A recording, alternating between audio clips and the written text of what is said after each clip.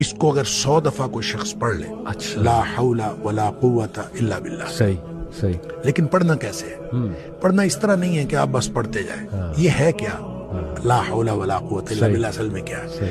حول کا معنی بھی قوت ہے اور قوت کا معنی بھی قوت ہے. لا حول ولا قوت، یوں کہہ لیجئے نہ کوئی اجتماعی طاقت نہ کوئی انفرادی طاقت الا باللہ، سوائے اللہ کے. اللہ اکبر، یا نہ گناہ چھوڑنے کی طاقت نہ نیکی کرنے کی طاقت صحیح، الا باللہ.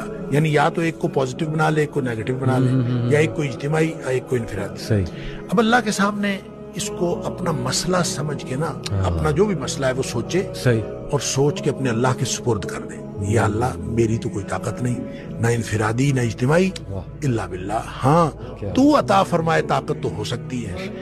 یوں میں اس کو کہتا ہوں یہ بے بسی کا کلمہ ہے.